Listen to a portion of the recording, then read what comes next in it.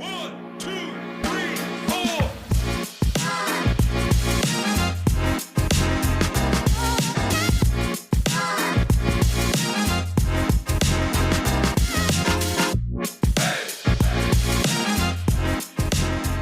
Hey everybody, this is Michelle. Ow! This is Julie. Julie said I needed to be perky, so I don't want to disappoint. Perky it is. All of you is perky. Yeah. Yeah, baby. Yeah, perky. Hey, guess what? What? We have a friend here today. I know. I'm so excited Me about too. her being here. We have my dear friend here today, Mary Beth Cronin. Hello, Mary Beth. Hi, girls. I'm pretty sure she's a #1 fan too of the podcast. She loves the podcast. Yeah. And she's learning quite a few things.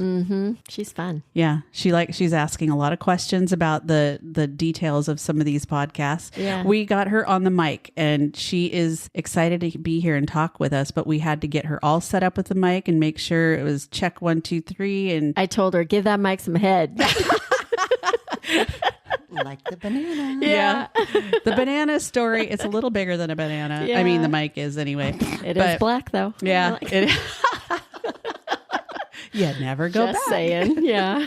Well, hey, we are here today with MB in this beautiful day in the summertime and recording in our little studio. And we're really excited to chat with MB about a topic that's very near and dear to her heart. And it is involving elderly people and elder abuse. And really kind of a dark topic in some ways, very in depth, but so necessary as we are all kind of going to be in positions where we have our loved ones that are getting older, or even when we get older and need someone to help us or need to have some guidance or what have you in the living situation or with our healthcare. And there's a lot of good information that MB is going to share with us about not only her story, but things for you to watch out for when it comes to your family and what happens when they get elderly and need to have additional care. So in this case, it was dementia and some other things that her father was experiencing. So thank you and welcome. We are so excited to have you. I'm thrilled to be here, you guys. And what a gorgeous day. Can I just tell you? Today Oh, what did we made me do? miss home. My other home. Yeah. Seattle. It's gorgeous up here when it's gorgeous. Well, we went down to, so it's been three years since you've been here, I think. She was here during the pandemic and came and stayed with Zoe and I in the cottage. We had a great time when she was here. We did. So I've been trying to get her to come over ever since, or I've gone over, go over there something, so we can see each other, but we connect on the phone. Obviously, it's one of those things where you have the friendship that you can pick up where you left I off. love that. Yeah. Those are the special ones. Yes. They truly are. She's kind of special. She was even in our wedding. Yeah. Yeah, that's how long we've known each other. we were just counting back this morning. It was like, what, 35 years? 34? 36 years? I don't know. It was a long ass time ago. Yeah. 86. She worked at Nordstrom too. I don't know if you Oh, knew that. Yeah. I don't think that's I how knew we that. met. Yeah. Okay. Julie came up and she was like the badass. It And cracks me up that she says that. I was she came up to me and she's, like leaning over. Okay, when I call you on the walkie-talkie, I need you to write these down. And here's the reason why. I was just like, she was an Okay. operator. Yeah. Oh, Yeah. operator. She'd call the police for me Whoa. and all that stuff. Okay. Yeah. Yeah. So yeah, she got we to see go the fun way side. back. Love Yeah. that. Only at work. I only did that at work. So today we got to go down to Edmonds. And I was like, there's so many different places to go. And she's like, let's go to the water. And it's like, she's landlocked in Boise, Idaho, right? Right. So it was beautiful. And they gave us a table right by the window and we got to see the ferry docks or the ferry boats coming in and going out and Oh, just, the smell. yeah, the salt air. I love the smell. Yeah. I feel like I'm It's home. the in my other simple home. little things, Yeah. as we get older that are just kind of like, spending a day with my friend and having a little glass of vino. We even had a little chocolate cake And we've moved on to bourbon and we moved on to bourbon. and vodka. Everybody thinks that we have drinking I problems, know they do. but I- please notice that, I just have orange water, Yeah. But she had wine earlier. but I had people. wine earlier and then I took a nap. On a Thursday On afternoon. a Thursday, yeah. So, hey, let's talk about this topic and get into it. And I think it's going to be pretty in depth. Yeah. We'll probably have a ton of questions for you. And we just want you to just speak about your experience and what we're going to take away from this today and be able to share with other people. So we'll just have you kind of get started from there. Great. The first thing is this is a topic that nobody talks about. All of a sudden, we're the age where we're caring for our parents. Right. Nobody talks about this or prepares you. So let's talk about the first thing and what elder abuse is. So the federal government terms it 60 years and older, and there are 6 forms. There's really 60 8. years and older. Like, so it's I'm that's I'm coming hearing up. 6s, 60 years and older, 6 forms of abuse. So 60 is where they consider you an elder. Okay. That could be Like by abused. law. Yes. Yeah. By Okay. the federal law. By federal law. You're starting to see some states move it to 65. Okay. However, there are 6 formal prosecutable forms. There's really 8. So let's talk about those for a minute. The first one is abandonment. Okay. The second is mental. Abuse. Third, physical. Fourth, sexual abuse. Fifth is financial exploitation. And the sixth is neglect. Part of what people don't know about is chemical restraint and medical This restraint. all just breaks my heart already. I know. Just listening to those topics and knowing that those are even a topic of conversation that has to be put out there. It's a huge It really breaks my topic. heart. Most people hear about this through famous people. Everybody knows the famous Casey Kasem case. Yes. Right. Recently, you might have heard about the Dianne Feinstein case. Her daughter filed on her behalf. She's 90 years old and Congresswoman. she's really not acting as a congresswoman because she's had a stroke or some major. Her husband passed away a year and a half ago, and she hasn't received what was entitled to her. So her daughter filed on her behalf, and now that legal firm is attacking her. So I will get into what's happened with me, but I want to go back to the 7th and the 8th form of abuse. Yeah. Chemical restraint is when a facility or a doctor or a caregiver medicates the victim or the patient so that they can't function. So they're just kind of like a zombie. So when you walk into those facilities and you see them sleeping, there's a reason. I mean, some of them are combative. Some of them need to have their clothes changed for accidents, whatever.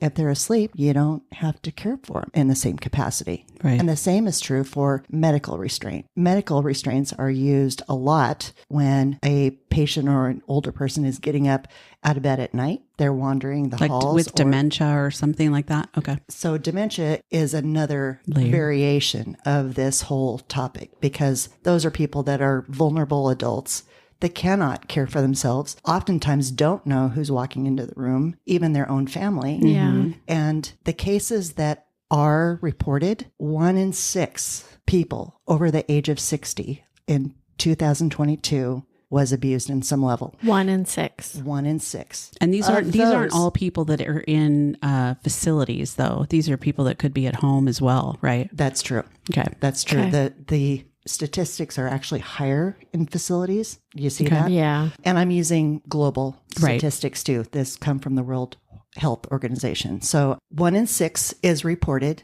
Of those, most in 96%, I believe, is the statistic of those reported. The perpetrator is an adult child or a spouse. Okay. Wow. That's sobering. That's really sobering. Wow. The people that are supposed to Care for you. care for Care you. for you and love you. Mm-hmm. Yeah. And want what's best for you. Yeah. Which she experienced, but it's like, can you imagine No. your mom? No. Or my mom? Well, and my I'm mom would just- probably slap him with her. I'm with just her thinking about pan or this. something. You know, we're in our late 50s here. We're just, a year or two away from that 60 to be considered this age. Not that we'll need to be taken care of in that capacity, but I mean, But this is where planning. right. Estate planning is really important. And the persons that you select to execute Yeah. is really important. So like your personal representatives. Yeah. Yeah. So executors, if Yeah. you want to call them And that. money is what drives the vast majority of these issues. Absolutely. Yeah. Good old money. Yeah. In most Yeah. cases, this is always about money, which was my story. Coming back to some of these other statistics, baby boomers. Part of the reason why we're starting to see this trickle down into the middle class, the baby boomer generation is the greatest demographic retiring right now Yep. with the greatest amount of savings in history. So this Really? is, yeah, Oh, wow. people didn't save Yeah, before or didn't have those kinds of salaries I was going before. to say it's different. Now it's different, yeah. It's so different. For, Yeah. 401ks, 401ks, you plan yeah. for that. You have access to professionals to plan for some of those things. So that's the reason why since 2008, when you saw the last recession, if you will. Yeah. You really saw an uptick in this. So those were interesting statistics. And the reason why I looked into this was because of my own story. Yeah. That you didn't realize it was as prevalent until you saw all of these statistics. No. Well, no. And my story takes us into the courtroom as well. Yeah. Yeah. I just want to say thank you. Again, I know, Julie, you've kind of been part of, because you're a friend of hers. And I just met MB for the first time yesterday in person, which was super exciting because she's such a great person. But yeah, so just thank you, because I know this is not easy stuff to put out there. I'm sure it's not easy to revisit in any way, shape, or form, especially the intimate family aspect that there is with your story. So with that, yeah, this is going to be the type of information that's going to be so helpful to people, because nobody really knows how to handle these things or even how to identify. Yeah. Or what resources. Yeah. Right. Yeah. And there's becoming more resources, but it's also very, very political. Yeah. So this is a passion project of mine. Yeah. Since my dad passed away in 2017. So let me tell you my story. I am one of 7 children. I was born and raised in northern Idaho on a farm, and my dad was a self-made man. When my dad retired, one of my brothers, the second oldest brother, took over the farm and continued to operate the family farm. Little did we know, on my dad's dime. Let me come back to what that meant. So if I take you back to what happened in 2014, my dad had some medical situation that took him into emergency surgery where his colon was operated on. He became septic, and one of my younger sisters called my oldest sister, who's a registered nurse, and said, Dad's been hospitalized. And immediately my sister recognized this was a septic situation and needed to fly from the East Coast out here. When we got there, she wasn't sure whether or not he was going to live. So she called me and my older brother. We immediately congregated, and she and her daughter, both in the medical industry, and myself stayed with my dad for 5 days.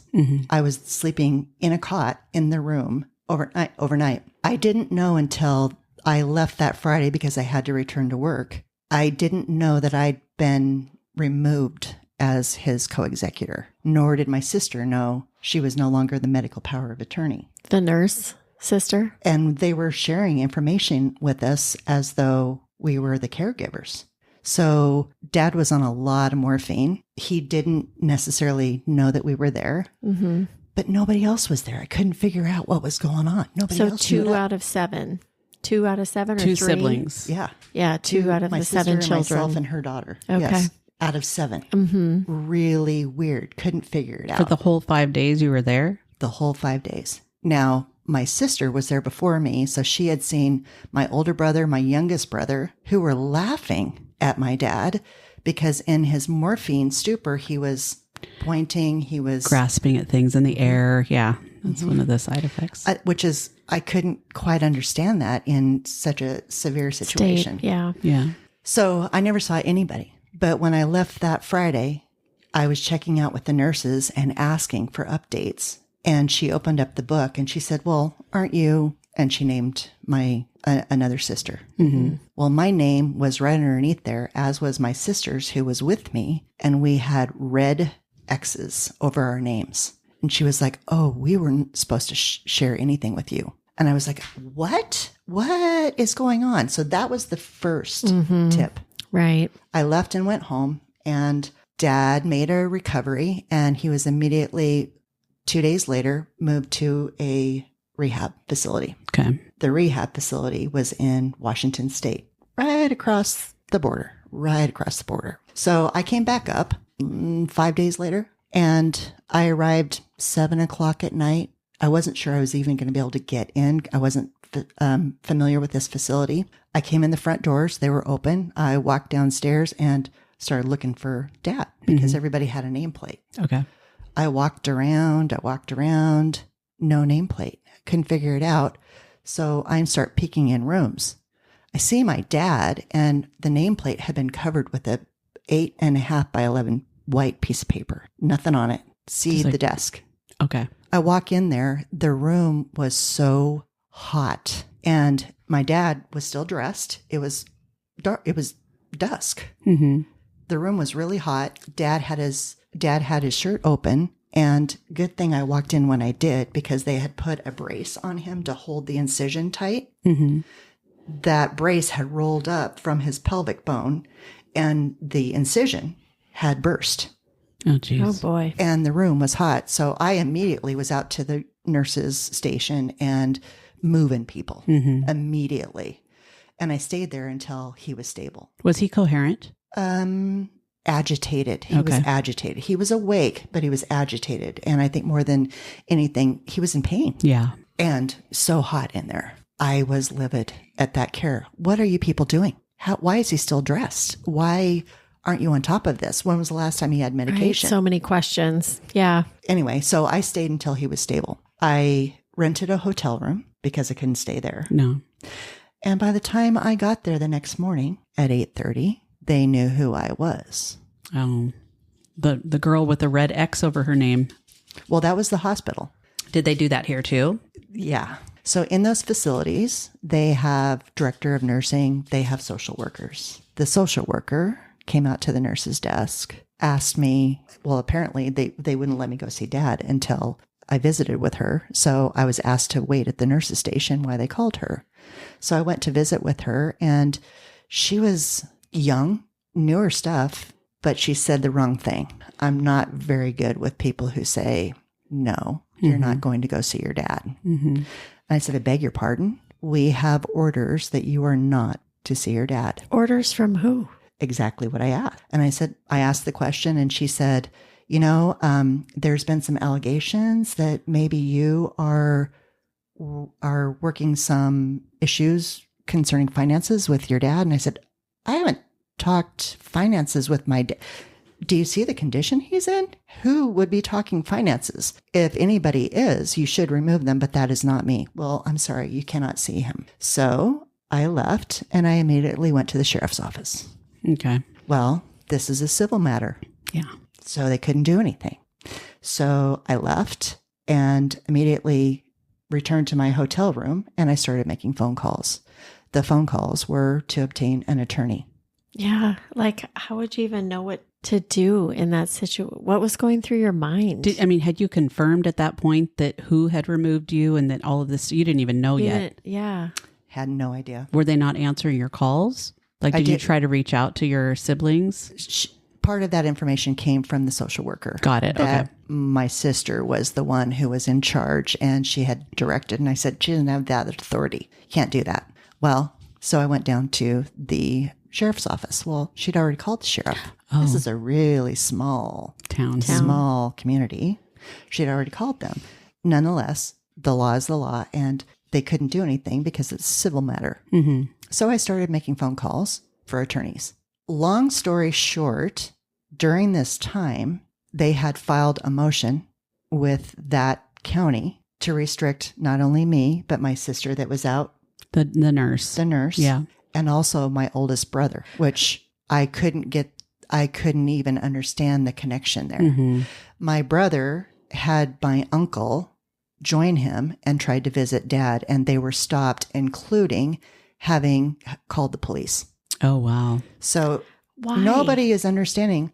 Well, nobody's understanding until he does retain an attorney.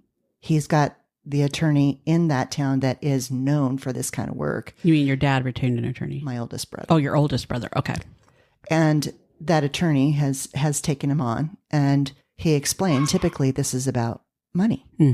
Well, that makes sense to my oldest brother. My oldest brother had earlier in the year taken out a very large loan. And when I say large, I'm talking hundreds of thousands of dollars, if not up towards the $1 million mark. Because the brother who was running the farm was having financial difficulty.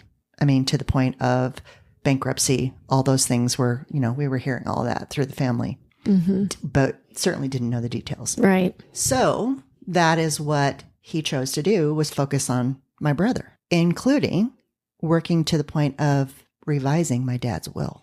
The attorney. Are you talking about the attorney? My brother. Oh, okay. My brother, who was having the financial difficulties, was working with an attorney Yeah.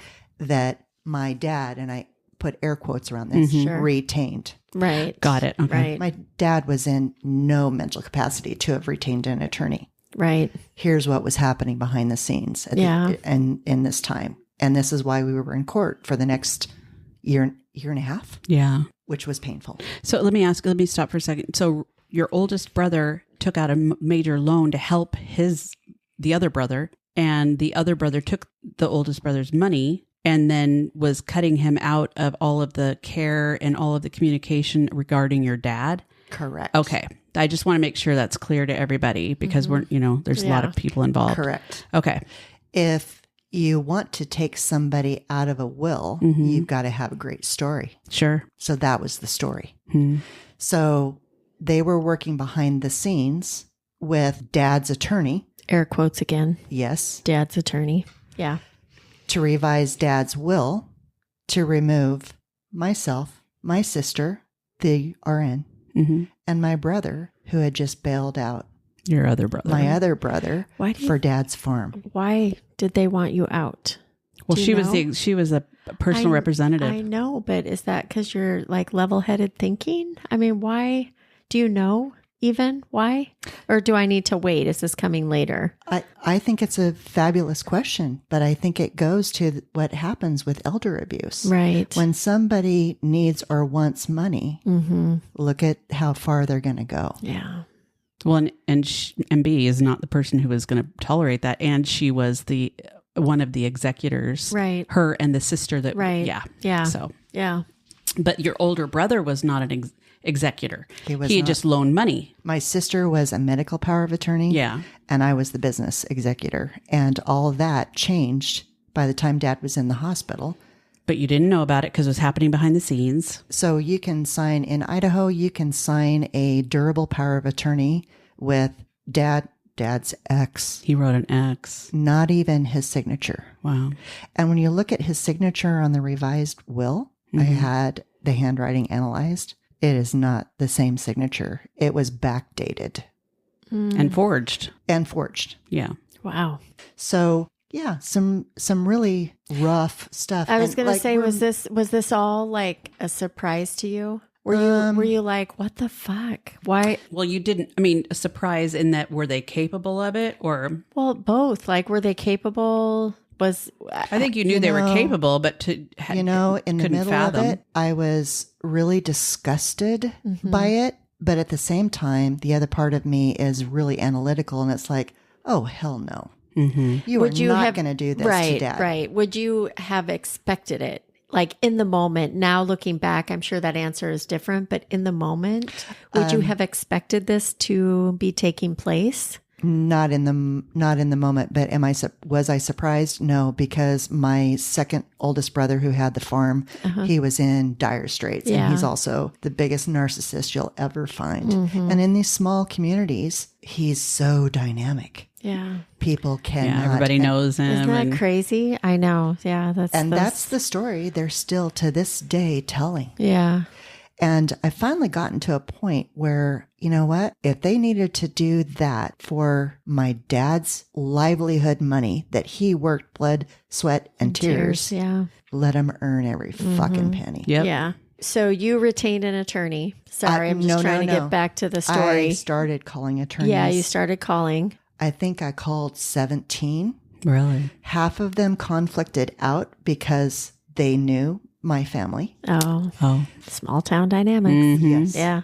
The other half, they didn't have the skills, and I needed it. somebody that knew what they Right. were doing. Right. What I started to do was work through Washington Judicial Commission on what was happening here, because my sister retained one of those attorneys, the one that had us Removed. banned from seeing our dad.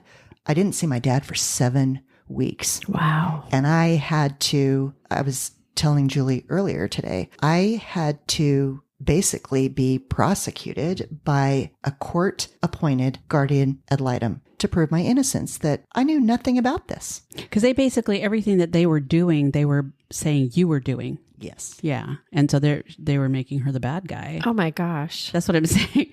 And you're like, really? I mean, Wow. Yeah. And the other part was my niece is an attorney Uh-huh. in the adjoining county across the state line, and she was a prosecuting attorney for at-risk children. Those are the same laws. yeah. Yeah. So she's backdooring information through the network she has Mm-hmm. that basically got the guardian ad litem removed from our case. It made him look like he was biased.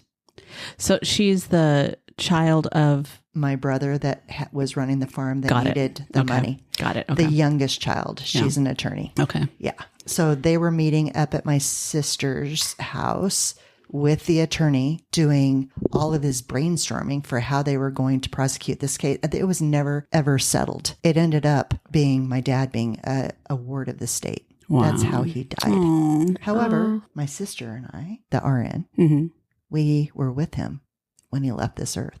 Good. He waited for us. Yeah. So we are just middle town, small town American. I mean, my dad was in no way a wealthy man. People who lived in the area thought we were wealthy farmers. But if you know what it takes to operate a small farm, Yeah. you're usually operating at pretty close, zero. Yeah. Yeah. Some And he's years working are like a really dog. good. Yeah. Well, it's one paycheck a Right. year, Right. right? The rest of the year, it's all output. Yeah. All output and all elbow grease. Mm-hmm. Mm-hmm. That was who my dad was. My dad would never have stood for what they did. So did he have signs of dementia at that time when he went in for the surgery because they messed up the...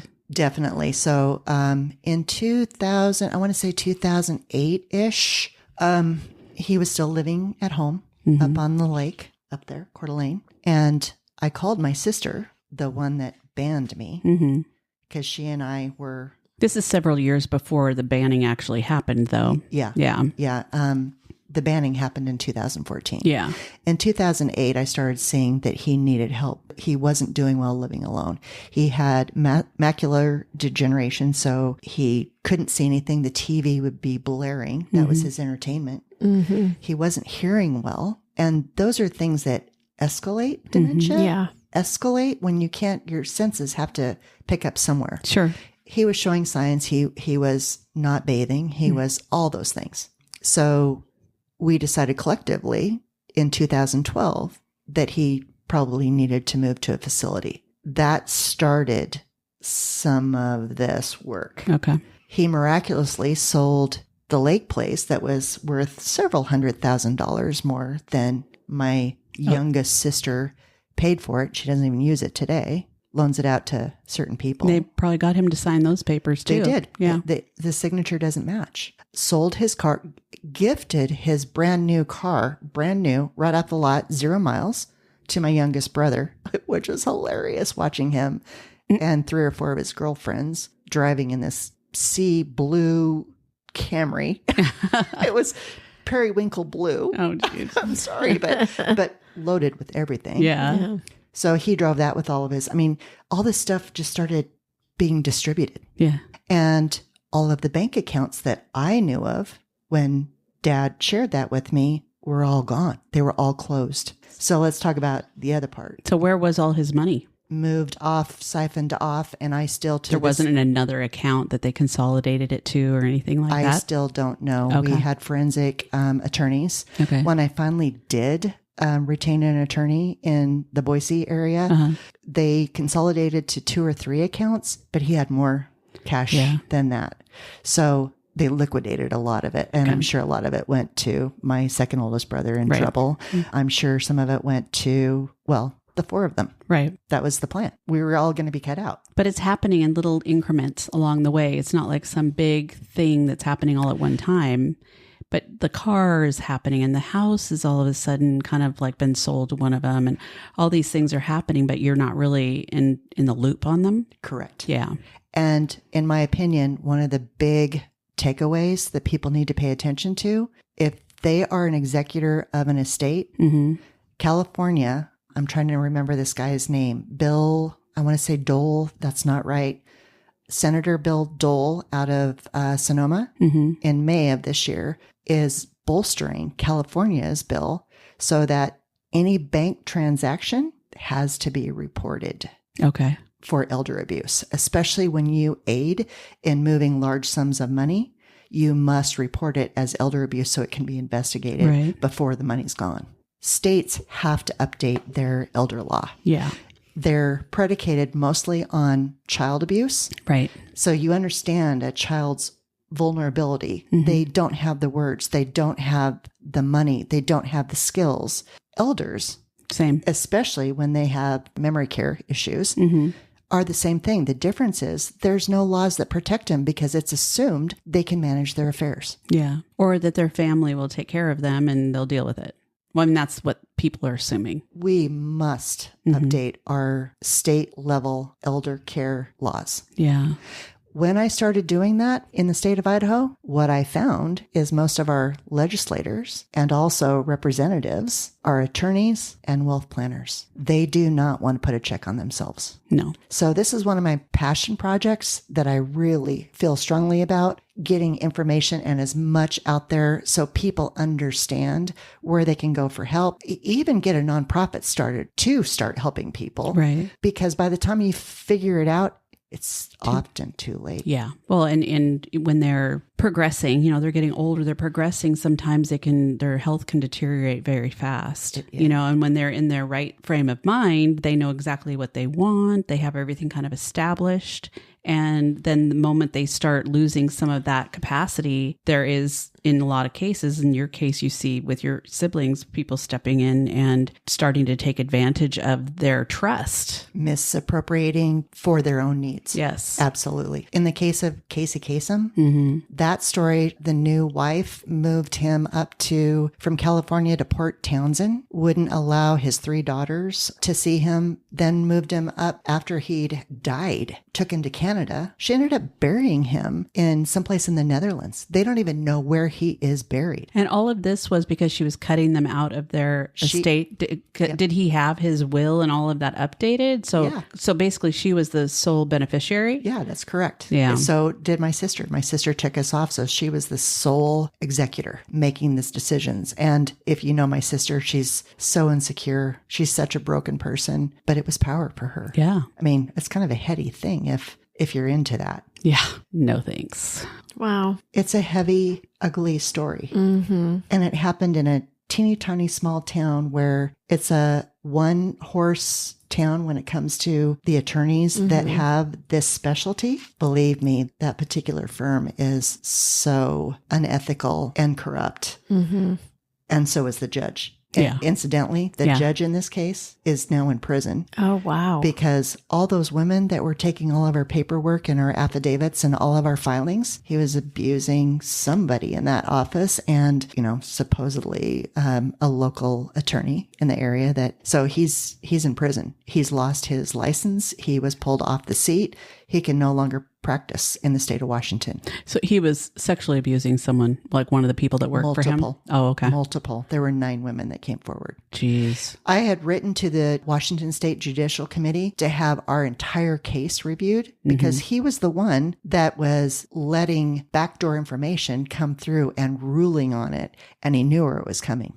It wasn't coming. Do you think that there was a kickback or something that was maybe planned for him? So so he would make the effort to do what they needed to do? People have asked me, and it's not out of the realm because you have to know what's in it for him. The judge, and he's not going to do it for free. He's corrupt. He's a bad guy. He was in that office for 1 year. Yeah. That's all it took. Yeah. Wow. So that whole area, just the system that is so broken. So this happening in Western Washington, people ask me, how would you have known? This is education, you guys. Right.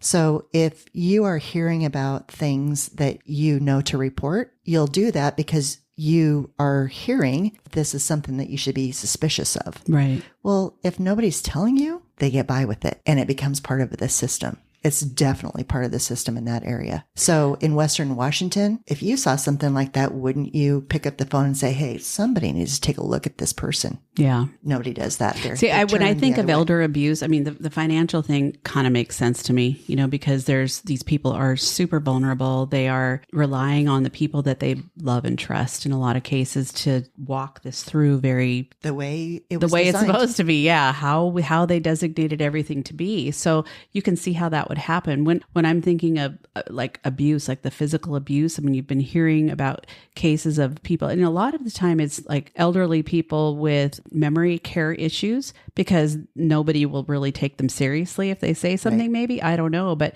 where they've been sexually abused in their rooms or just neglected. Like, and I don't know if it's like state facilities, maybe they don't have as many people or the people are not well trained, but the people are neglected Yeah. in these places. So in the case where my dad was, a couple things. So I love the point that you made about recording in their rooms. Mm-hmm. So if you're going to put a nanny cam or something like that in a room of a privately owned facility, your contract stipulates you need to have that checked through Approved. the administration. Yeah. Well, if your administration or part of that staff is the problem, They're not going to prove it. right. I mean, how bad would it be? Here I am breaking the rules again, right? How bad would it be for you just to put a camera up? That's why you're seeing people doing it anyway. I mean, what And are they they're gonna do? planted- They're planted, and that stuff is admissible. Okay. That was part of the weakness of our case is we couldn't prove Oh. any of this stuff. We had no proof. I was going off of what Dad had told me years before. Mm-hmm. I knew he didn't cut my brother out of his will Yeah. with the words that were written there because I'd heard them from my brother that was running the farm. You I heard him knew- talk that way. Yeah. I heard him say exactly what was written. So that was never the plan. And luckily, when we retained representation, if you will, my sister and I, we were right there. Mm-hmm. So what we ended up doing was sharing that with my brother that had been cut out. I mean, how awful Yeah. would you feel when you read, I'm cutting him out because he's already had enough financial success? How awful would you feel when you just took $1 million loan out to save your brother? And then your brother just slaps you in the face like that. Yeah. Well, not even slaps you in the face. He slanders your name all over everywhere. Behind your back, actually. Absolutely. Yeah. It's not to your face. It's behind your back. Absolutely. Same thing happened with both sisters and the younger brother. Mm-hmm. The stuff that they're still talking. Well, it's like if they don't say something, then the narrative is Right. Yeah. Are you still living where all this took place? No.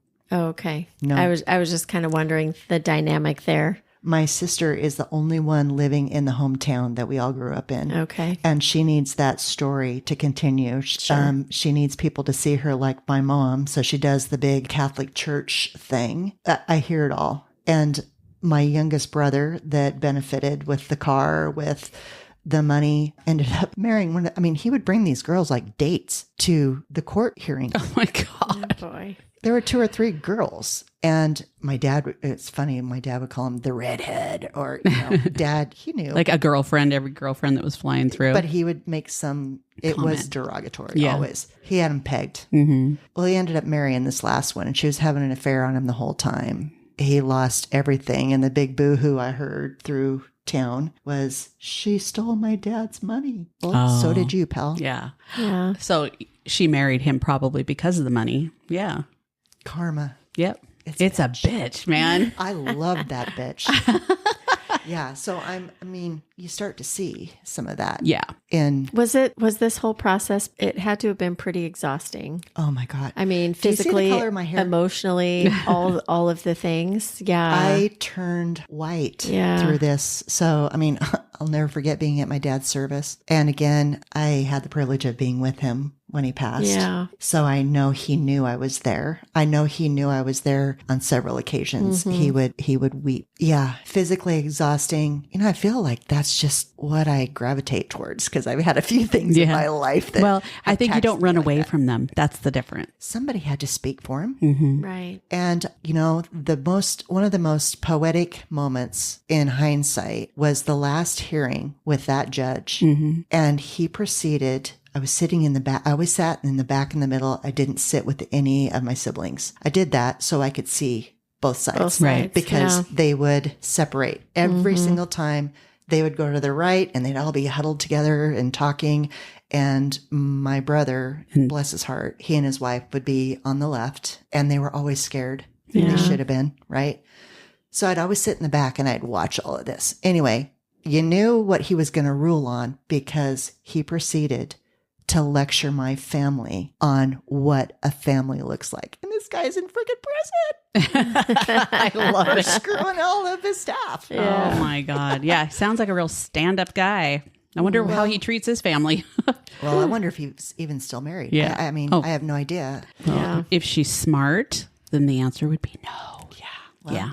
But you never know. So, what are some takeaways that we can share with the audience that we have listening in things to look for? Not just the financial aspect, but these other components that either the 6 or the 8, if you will, that are identifiers. Especially because obviously this is not something that you would ever expect to happen or come up even in, I mean, typical family dynamics. I'm talking about average family, you know, American, whatever. We all grew up together. We're still in contact. We are in this together. And then to have these things unravel like they did for you, MB, you know, something that from my understanding, I don't think it was expected. And then when it was happening and unraveling, it's all coming to light. And I'm sure there's things that came to the forefront through all that. Did you have any idea that What- your siblings like what felt that way are- about you? I don't know if you could ever be ready for Yeah. like what you went through, but from any of the things that you've learned, is there anything that you can share with the listeners Yeah. to help aid in that?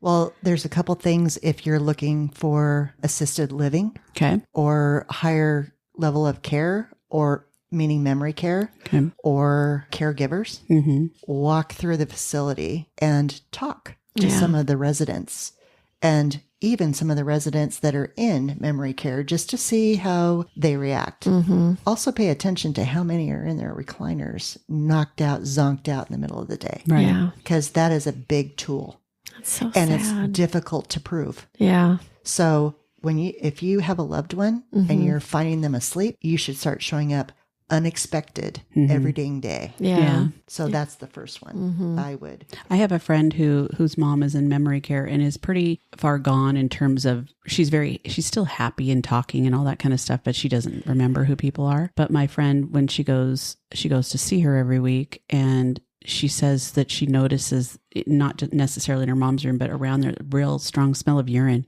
Okay, that's another one. Yeah. I know. If you It's smell bleach Yeah. and urine, that's another indicator that people aren't being being taken care of. taken care of. Even if you need to be there every day to be caring yourself, that's what it is when we start caring for You know, our I have to parents. say there's something to be said for there's a lot of countries where the Yes. family takes care of family. They Like, don't have places they like don't have places like this. Like, it's such a respect for your elders and for, you know, the family unit like that. And everybody is together and Oh my gosh. multi-generational yeah, living. multi-generational living. Michelle, God bless you for I saying know, that. I feel know. strongly about that. And, you know, my daughter she doesn't remember grandpa that yeah, way. yeah. But I don't ever want to be in one of those facilities. I Right. want my child. And Yeah. that's the other part. You know, this didn't happen just overnight. Right. Right. There was dysfunction in my family anyway. When you got a family this large, it's not uncommon for the elder siblings to be raising the younger, Yeah. right? And Yeah. there's dynamics. Yeah. My dad was always working. My mom was taking care of all of us. And when I got to be 13, she was also working. She was an RN. So she often, you know, put us in triangles. Yeah. So this didn't happen just overnight. Right. And my brother's financial issues didn't happen Right. overnight. We found out in court Yeah. that my dad and mom had been bankrolling him since 1979. Yeah. So by the time He's almost like he felt like he was owed. I believe that's true. Yeah. My dad made his money when he came back from college and started changing up our commodities, raising the same stuff because that's all Dad knew. My dad was a self-made man. Right. And So he brought his education and was helping to increase or improve the business that he was a part of. And as I wonder if he's, kind of felt like, well, he owes me. that is a really common, when you start talking to people who have been in elder abuse situations, that's a really common trait. I've been taking care of her. Yeah. I deserve it. Yeah, exactly. I can be pulling cash out of the wallet. I deserve it. I'm taking care of her. And even when you are a named custodian, caregiver, you can get paid. Oh, Yeah. sure. Yeah. I mean, and I told Dad, I don't need your money, Dad. I don't need to be paid to come see you. My dad. Yeah. Yeah. But he made sure I knew that. They made sure they got paid. God bless them. They're going to earn every cent. Yeah. And things kind of have a way of working out. There's Well, that karma again. I know. I was just going to say, you did what you needed to do for your dad, and you were there with him at the end. And, he knew that. He knew that. And it's unfortunate the way things played out in your situation. And I'm sure people listening have experienced similar, though different stories, but similar situations. And I don't know, you just never expect those things. No. And, back to the other question, I gave you things to look out for when you need care or you need help. Back before that, you want to be paying attention to anybody new that comes into their life. Yes. If they're not seeing everybody regularly, one of the things you see in elderly people is they start just giving things away. Yeah, it's Or at very least true. they say that. Yep. So Or they're so appreciative of the care they're getting that they're giving that person things. Yes. Yeah. And in the case of wealthy men who lose their spouse and they start just socializing, pay attention to who's showing up at those senior centers. Yeah. I'd been warned about that after my mom passed away. Yeah. There are people that target. Yeah. They pay attention to how they're dressed, when they show up, what they're driving. So pay attention to who's in their life. The other thing about estate planning, I strongly encourage it. If you've worked and you've saved, I strongly encourage it. I would be remiss, I think, if I didn't say, when you have any family, when you pick one over another, that's kind of scary. That's kind of scary, and it kind of sets up a potential rift among siblings, right? Because people don't talk about their money. They don't talk about what they have. It's not out in the open. Right. And if somebody says, I want you to be my executor, they're trusting you, but they're also, please, this is my personal business. Right. Yeah. So it's not a matter of being transparent. It's not about being transparent. You want to be respectful of their wishes, but pay attention who's around them, Yeah. particularly when they start to need help. One thing I had been told by someone who had gone through something very similar to this, where his father was taken care of by a sibling that happened to be living close, but really wasn't doing a very good job. He was pretty much neglected. The dad was. They realized maybe a little bit later, but that particular person that was taking care of him, the sibling, when the dad passed away, instead of directing the estate the way his dad had requested him to do, he basically sold the house, liquidated the bank accounts, and bailed. He went somewhere out of the country and just never saw any of his siblings again. And that kind of thing, I was just like, wow. That one suggestion this person had that was telling me, he's like, for my estate, I have an attorney that is going to handle my estate. It's not going to be my children. Yeah. And it takes Interesting. all of that out of there. It takes all of it out of it. It's an impartial third party that has an ethical obligation to ensure that things are handled the way they're supposed to. I still think there needs to be checks and balances no matter what. So there needs to be somebody, maybe one or two people that are in the family, that maybe the senior people that are in the family, or who would have been the personal representatives that can work with that attorney. So there's a check and balance on it, but the attorney makes the ultimate decisions. And so the family's not affected. They may get angry. They may be ticked off about how the results are. But it's as it should be, and what was wished by And the person lawful. and Which I carried think out. is actually a really good idea. Yeah. I think it's a good idea. My question right now is, if you look at the Dianne Feinstein, that's exactly what's going on. Yeah, I don't know I'm not that familiar with it, but it sounds to me like the daughter Filed on her behalf because as her personal representative. correct. Yes. Correct. And she was married to somebody that billionaire. And she's got a lot of money anyway. And there's been a firm now that has been benefiting for years. I mean, I don't know, but I like the idea. I mean, people have all kinds of theories, and you hear this from estate planning attorneys Right. on what to do. I like the idea of an attorney and a member of the family working together. Yeah. But again, It takes, I mean, you don't, it's when you think about it, it's very self-serving that you are like the executor, if you will. They don't call it that anymore, personal representative of an estate, but you're the one that is receiving a portion of the estate because you're one of their heirs. one of their heirs, and the other expectation is that you love this person, so you're serving Well, to make sure they're cared for. Well, in theory, and there's plenty of people that do it very well, but there's obviously situations that's not the case. I have another friend who found out something very similar to what you went through, although the dad wasn't as far along in his illnesses and everything, but one of the siblings had changed the will and removed my friend from the will altogether, and like literally altogether. And her dad was under the impression that she was aware of all this. So when it came down to she was having a conversation with her parents about something to do with the will, and he goes, well, you should know about all that. All of that stuff was changed by your brother. And she's like, what are you talking about? I don't know anything about that. What's the matter with these people? I'm sorry. I'm just sitting here like, what's the matter with these people?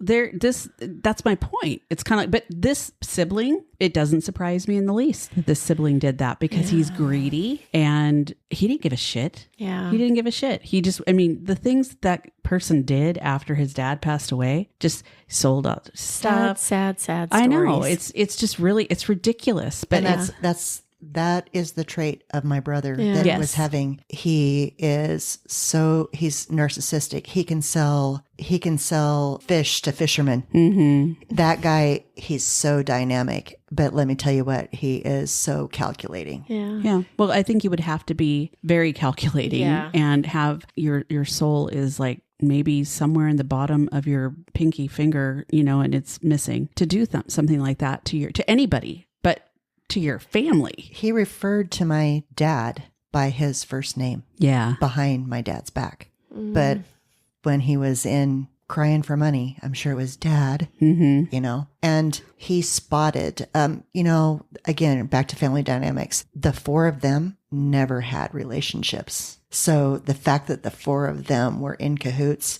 is just... They never had relationships with each other, you mean? Yeah, it was weird. Yeah. I mean, you got to remember, my brother that I'm talking about he's 9 years older than I am. Right. My sister is 4 years older than I am. And then the two babies. The two babies, neither one of them have any... They're like lemmings. They're following the older ones. They don't have skills.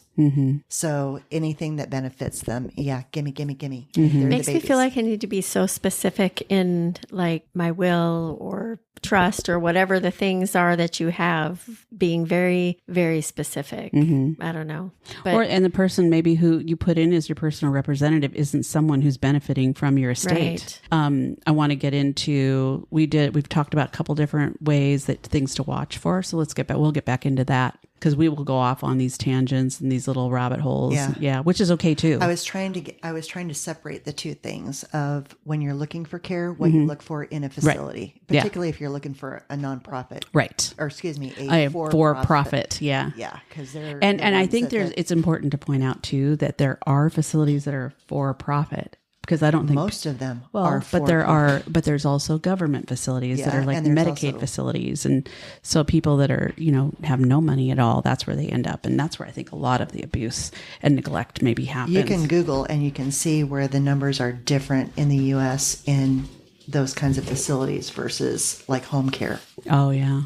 So what are some of the things that people need to look for in addition to what we've discussed? Yeah, like what would be a call to action for folks that don't? They might have parents that they're trying to figure out the next step for, and the memory care one is probably the biggest challenge right now. And you see a lot of memory care now, right? And again, tons. We are a huge demographic that is retiring earlier with greater amounts of money. Yeah. Right? So you're seeing people with early onset Alzheimer's. You're seeing people that, it's a natural progression too to have dementias. There are multiple kinds of dementias. Pay attention to that. Yeah. If you are a delegate for your parent, be present at those doctor's appointments so you understand what's happening. Right. And be really specific in your care orders and who's around them. Again, anybody new, pay attention to who's starting to hover. I think the squeaky wheel too, it's like if they know you're paying attention, they're going to be, it's kind of like, a burglar going to a house. They're going to check all the doors. The one that's unlocked is the one they're going to go into. If you lock your doors and have an alarm, they're going to move on to somebody else. So same thing. It's like if you're a child that's an adult child and you're the one that's watching after your parent, for example, or the head of the person that's watching out, they know you're paying attention. They know you're asking questions. Asking questions. And also don't be predictable. Show up unpredictably. And if you need to be doing that daily, just not on a schedule. Right. Be present. If you need to be doing that daily, then you shouldn't have them there to begin with is kind of what I'm thinking. Yeah. But that's kind of what happens. Yeah. So if you're not there, somebody's paying attention. And in my case, there were staff members reporting back to my sister. Oh. So MB is on the site. Yeah. Yeah. Well, they were twisting things around to have them work in their favor. Absolutely. Yeah. Absolutely. I mean, these facilities that we're talking about, some of them are covered through insurance. Some are private pay. The for-profit places are covered through insurance, and some of them are not memory care. They're just like independent living and assisted living, and then people have to go to a different facility for memory care. So there's so much money in memory care now that they're all claiming to have those. You want to make sure that you have an understanding of what's needed for memory care to make sure that what they're offering is really what legitimate. Yeah, absolutely. But it's very expensive. It's several $1,000s a month. Correct. To watch after people. You move from in assisted living then $30 some $100 a month. As soon as you start needing more skilled care, up to 6, 7, 8,000, all depends on the facility. Yeah. I just heard an advertisement on the radio that was talking about some facility here in Seattle area or something. And they were saying, and if you run out of money, then, we'll never make you move with Medicaid. Like if you flip to your insurance being on Medicaid because you don't have insurance anymore or something, we'll never make you move because there's a lot of places they won't take it. They won't take that kind of insurance. That's correct. And that's where you need to know what you're doing. Yeah. And that's the reason why I'm saying for those of you who are starting to care for your parents, start paying attention and be informed. Get informed. Don't just take the sales pitch. At face value. Yeah. Absolutely not. There's too many things that can go wrong. I had all kinds of people that were interviewing me just to see what I knew. And I was using my camera a lot. Really? You bet I was. My brother even assaulted me in dad's rehab facility. He didn't think. I actually walked in. I saw his truck.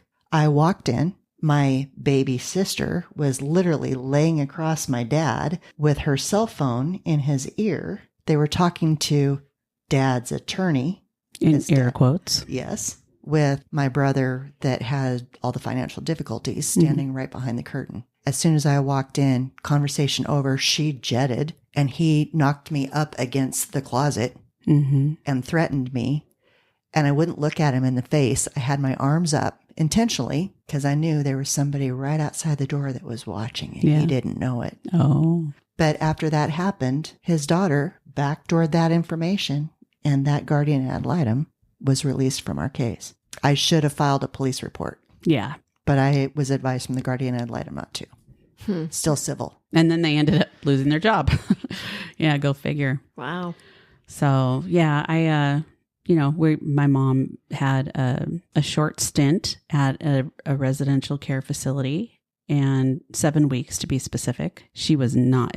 It was independent care though. She didn't have any help yet from anybody, but she's not a candidate for any of those facilities. Yeah, but Julie, think about it. With what you've seen and what you observed with odor, Yeah. would you want to be in one of those? Oh, hell And no. That's what they're thinking Yeah. about. It's like, don't Well, they think put someone's me going in to put one there of and this. forget about me, you know? That's exactly. Yeah. Yeah. Who knows who really is going to forget about him? Right. Well, Look at what happened here. a lot of the time people their kids don't come and see them. People that work there say they never see visitors, you know, so they're kind of on their own. So going back to what Michelle was saying earlier about in the United States, this problem is prevalent. I mean, how many facilities, there's companies, for-profit companies making so much money off of people. And our culture is established in such a way to where we really don't have that same type of dynamic for elder care. Yeah. Where The you see respect in is more other common countries, than you know, family. yeah. And I don't know. I have mixed thoughts about some of those things. Well, now you've got some things to think about Yeah. in your own planning. I don't wish this on anybody. Can you imagine dying? The fear you'd feel being a ward of the state?